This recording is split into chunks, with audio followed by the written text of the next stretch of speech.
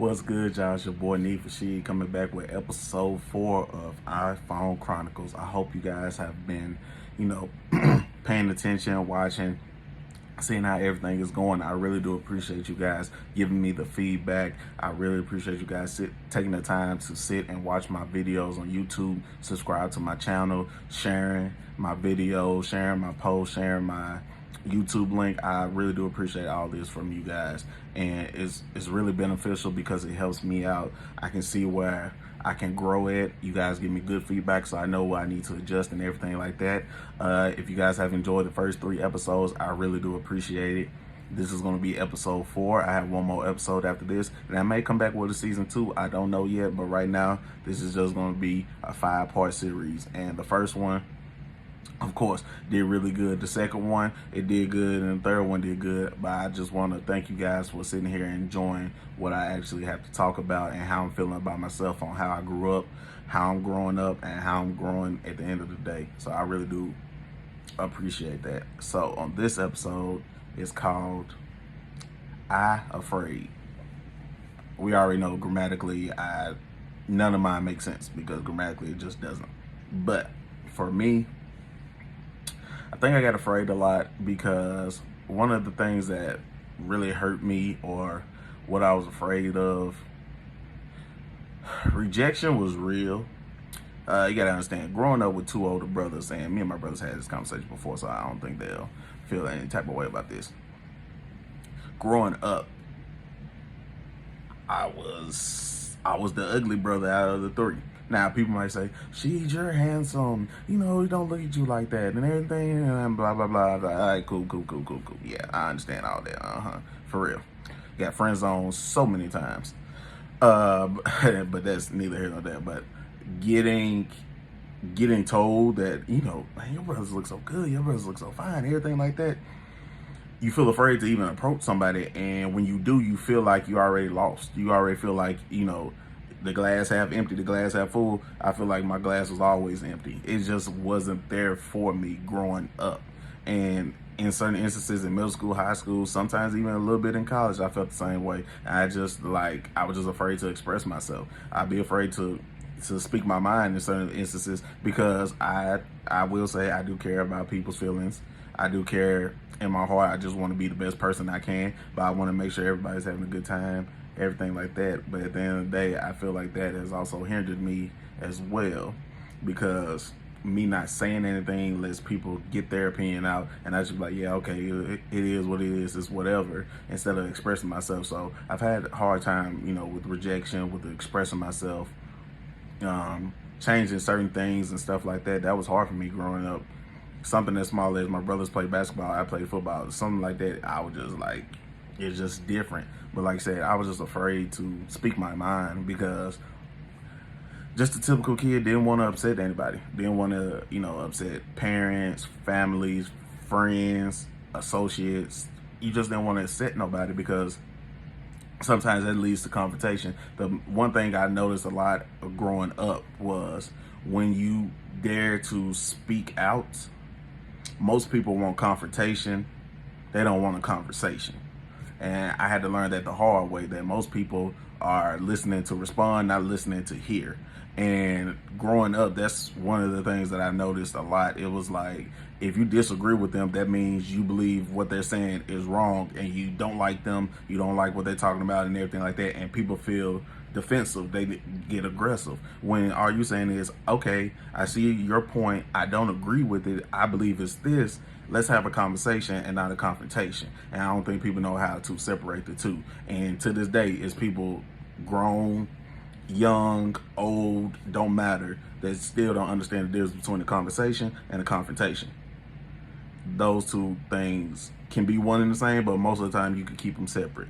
But like I said, I was just afraid. And even in parts of times in my life, I've been afraid to, this might sound crazy, I even felt afraid to lose weight. One, because I ain't gonna lie, I ain't feel like buying a lot of clothes, new clothes, but that's material stuff. I can always get some more stuff. But I really didn't know how people would treat me, or people would feel when you so used to being the big kid, the fat kid, the so lovable chubby cheek. When you're so used to that, you just don't know what it would be like to see it from a different angle. And what I realized was I was afraid to change, not because of myself, because of others. I was scared of what other people were thinking. If I go to the gym, lose this weight, dang, you ain't Big She no more. You ain't Big Baby no more. What's going on? You ain't the same guy no more, And that stuff started playing in my head growing up. And I think that's the worst things that I ever did that I let happen to me, because I started it when I got to college, or when I went to high school. Going into high school, I was 200 pounds. Going from the 8th grade to 9th grade, I was 200 pounds. Worked my butt off that summer, dropped down to 180, and I felt better about myself. I got old pictures where I was like, okay, I look good. Then eventually I gained it back, and then I dropped it again, and then I've always gone back and forth. Gaining weight, dropping weight, gaining weight, dropping weight. Lost weight in college. And, you just feel better. You feel lighter on your feet. Your clothes don't feel as snug anymore. You feel like you can go do anything. But it just was inconsistent. And I was just afraid of what people's perception was. And I've had a problem of caring too much of what people think about my situation or how I should feel about myself. Now, there's one thing I have worked on, and I'm working on, and I continue to work on, because now it don't matter. I want to change for me. I'm not afraid to change anymore, because now I can see what the benefits are for myself. And if they can adjust, if people around me can adjust to it, hey man, the door swings both ways. You can walk out of it.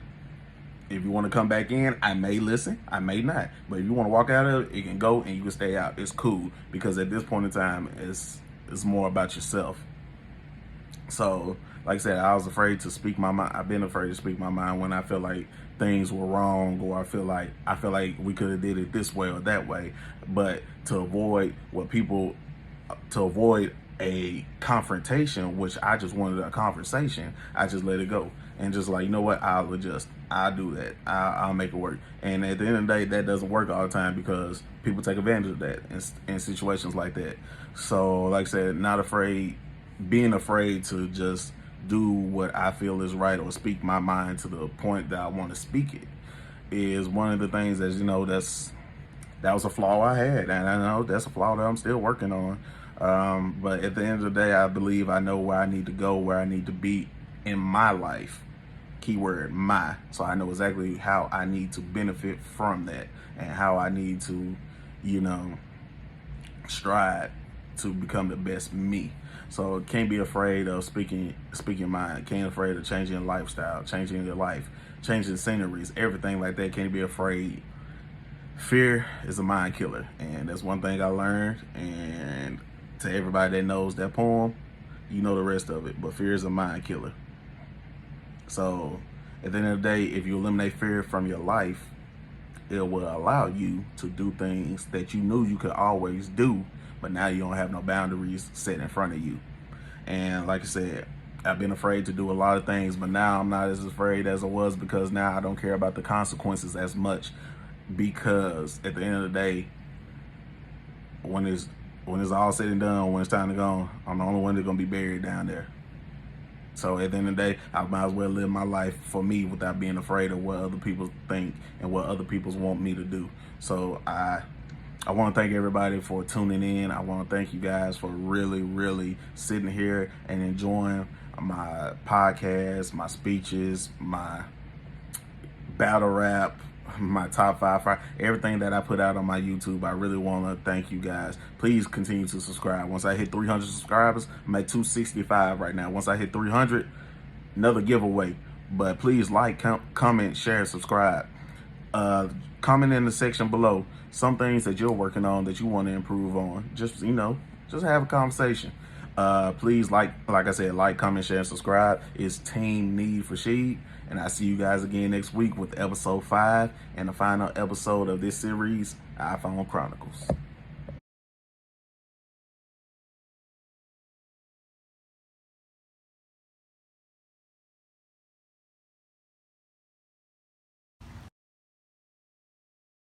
You feel me?